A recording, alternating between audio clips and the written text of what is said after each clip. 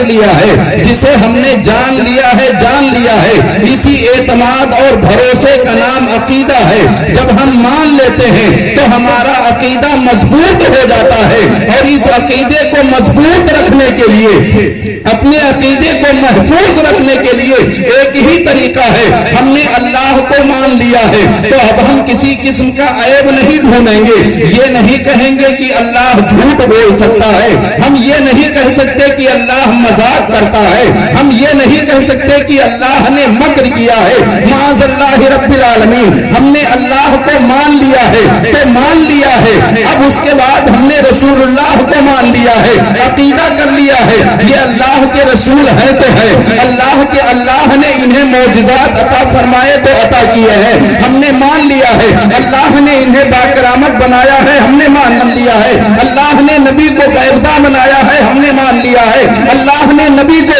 ساری کائنات کی وجہ بنائی ہے، ہم نے مان لیا ہے، وجہ تخلیق کائنات بنایا ہے، مان لیا ہے۔ ہم نے جس کو مان لیا ہے کبھی اس میں عیب تلاش نہیں کرتے، کبھی اس میں کمی تلاش نہیں کرتے، جب تک کمی نہیں ڈھونڈتے ہیں تب تک ہمارا عقیدہ بھی محفوظ رہتا ہے، ایمان بھی محفوظ رہتا ہے، اور جب ہم عیب تلاش کرنے لگتے ہیں تو عقیدہ بھی چلا جاتا ہے، ایمان۔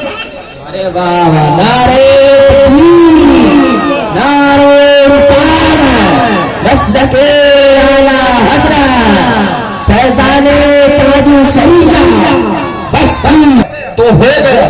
آپ اپنے زبان میں سمجھ لیں کہ آپ کو کسی سے محبت ہو گئی، بھروسہ ہو گیا تو اب بھروسہ ہو گیا، یہ آدمی ایسا نہیں کر سکتا۔ ایک عام فہم انداز میں آپ کو کسی سے دوستی ہو جائے، کسی سے محبت ہو جائے، کسی سے لگاؤ ہو جائے، آپ اس کے خلاف ایک بات بھی برداشت نہیں کریں گے، آپ اس کے خلاف کوئی جملہ سننا نہیں پسند کریں گے۔ پتا چلا کیوں؟ اس لیے کہ آپ کو عقیدت ہے اس سے، آپ کو اس سے محبت ہے، آپ کو مکمل یقین ہو گیا ہے کہ میرا دوست ایسا نہیں کر سکتا ہے، میرا ساتھی ایسا نہیں کر سکتا ہے۔ اے مسلمانوں، جب ہم اپنے دوستوں کو، اپنے ساتھیوں کو دیکھتے ہیں اور ان پر ہمیں بھروسہ ہو جاتا ہے تو ہم یقین کر لیتے ہمارا دوست جھوٹ نہیں بول سکتا ہے، ہمارا دوست ہمارے ساتھ غداری نہیں کر سکتا ہے، ہمارا دوست عیبدار نہیں ہو سکتا ہے، ہمارا دوست جھوٹا نہیں ہو سکتا ہے، ہمارا دوست کمتر نہیں ہو سکتا ہے، ہمارا دوست عیبدار نہیں ہو سکتا ہے۔ جب ہم اپنے عام دوست کے لیے عقیدہ مضبوط کر لیتے ہیں تو کوئی چیز سننے کے لیے، ماننے کے لیے تیار نہیں ہوتے۔ اسی طرح جب اللہ و رسول پر ہم بھروسہ کر لیتے ہیں، ایمان لاتے ہیں، عقیدت ہو جاتی ہے تو ہم نہ اللہ کے سوا کوئی گستاخی برداشت کرتے ہیں، نہ رسول اللہ کے خلاف کوئی گستاخی۔ ارے واہ، اسی کا عقیدہ ہے۔ ہمیں بھروسہ ہو گیا تو ہو گیا، عقیدے کی حفاظت کرنی ہے، عقیدے کو ایمان بچ جائے تو اپنے ایمان اور عقیدے کو بچانے کے لیے آپ کو پریشان ہونے کی ضرورت نہیں ہے۔ آپ تاریخ دیکھیں، پڑھیں، نہیں دیکھ سکتے، نہیں پڑھ سکتے ہیں تو علماء سے سنیں، ایمان بچے گا کیسے، عقیدہ بچے گا کیسے۔ ایمان بچانے کے لیے ہمیں اپنے اسلاف کی زندگی دیکھنی پڑے گی، عقیدہ بچانے کے لیے ہمیں اپنے بزرگوں کی زندگی دیکھنی پڑے گی۔ عقیدہ کیسے بچے گا؟ ہم صدیق اکبر کی زندگی کا مطالعہ کریں گے، کہیں صدیق اکبر نے نبی میں کوئی عیب تو نہیں بیان کیا ہے۔ ہم صدیق اکبر کی زندگی کا مطالعہ کریں گے، کبھی صدیق اکبر نے مصطفیٰ جان رحمت کی شان میں گستاخی تو نہیں کی ہے۔ ہم حضرت فاروق اعظم کی زندگی پڑھیں گے، کبھی حضرت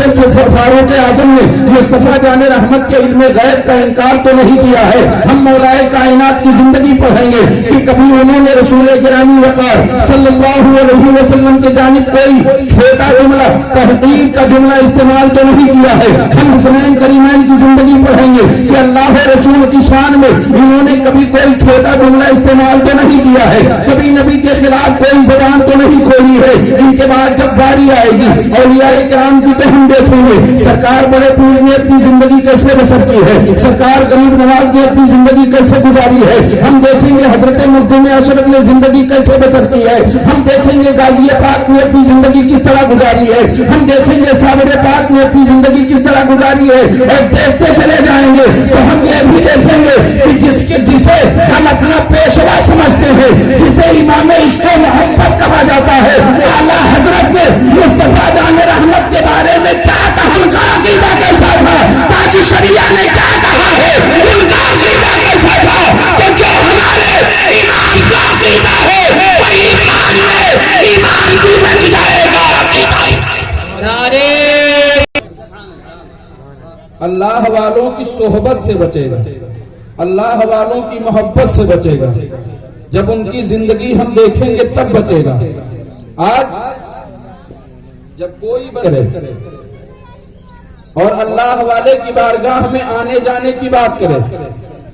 تو کئی یہ کھڑے ہو جاتے ہیں اپنا اپنا عقیدہ لے کر، اپنے اپنے عقیدے کو بیان کرنا شروع کر دیتے ہیں۔ وہاں نہیں جانا چاہیے، وہاں نہیں جانا چاہیے، وہاں نہیں جانا چاہیے۔ حضرات پتہ چلا یہ وہ لوگ کرتے ہیں جن کا عقیدہ درست نہیں ہے، جن کا عقیدہ درست نہیں ہے۔ فرض کیجئے یہ رجب شریف کا مہینہ ہے، 3 تاریخ ہو گئی ہے، 2 دن گزرنے کے بعد تیسرے دن سرکار غریب نواز عطائے رسول خواجہ معین الدین حسن چشتی سندری اجمری علیہ رحمت و رضوان کا عرص پاک ہے۔ لوگ جائیں گے بھی، نہیں جائیں گے تو اپنے گھر میں رہ کر خواجہ غریب نواز کے عرص پاک کا اہتمام کریں گے، نظر و نیاز کریں گے، ان کی بارگاہ میں نذرانے عقیدت پیش کریں گے۔ بہت سارے لوگ اس بات پر بھی اعتراض کرتے ہیں وہاں جانے سے کیا فائدہ۔ ہم آپ سے پوچھتے ہیں، آپ بتائیے کہ آپ کو غریب نواز سے عقیدت ہے کہ نہیں ہے؟ عقیدت ہے کہ نہیں ہے؟ محبت ہے کہ نہیں ہے؟ اور یہ محبت، یہ عقیدت اور یہ ان پر بھروسہ، ان پر بھروسے قریب جو ہوں گے وہ مصطفیٰ جان رحمت کے قریب ہو جائیں گے۔ یہی تو سلسلہ ہے، یہی تو طریقہ ہے۔ جس طرح نسلن بعد نسلن سلسلہ بڑھتا چلا جا رہا ہے، اسی طرح سے کڑیاں بھی بڑھتی چلی جا رہی ہے، سیڑھیاں بھی بڑھتی چلی جا رہی ہے۔ ہمیں وہاں تک پہنچنا ہے تو کس ذریعے سے پہنچیں گے، وہاں تک پہنچنا ہے تو کس سلسلے سے پہنچیں گے، وہاں تک پہنچنا ہے تو کس طرح جائیں گے۔ پتہ چلا ہمارے اندر وہ سلیقہ نہیں ہے، ہمارے اندر وہ طریقہ نہیں ہے، وہ اللہ والوں کی بارگاہ میں جا کر کے ہی ہم وہ فیض حاصل کر سکتے ہیں، ان کی بارگاہ سے ہی ہمیں وہ راستے ملیں گے، ان کے بارگاہ میں حاضری سے ہی ہمیں وہ فیض ملے گا، ہمیں وہ قربت نصیب ہوگی۔ تو جب ہم غریب نواز کے یہاں جانے کے لیے تیار ہوتے ہیں تو طرح طرح کے سوالات اٹھنے لگتے ہیں۔ سب سے زیادہ سوال تو یہ ہوتا ہے، سب سے زیادہ بات تو یہ کہی جاتی ہے یہ سب بریلی والے ہیں، اعلیٰ حضرت نے کہا ہے اس لیے جا رہے ہیں، اعلیٰ حضرت نے بتا دیا ہے اس لیے جا رہے ہیں۔ میں دنیا والوں کو بتانا یہ چاہتا ہوں، اے اعلیٰ حضرت پر الزام لگانے والے سنو،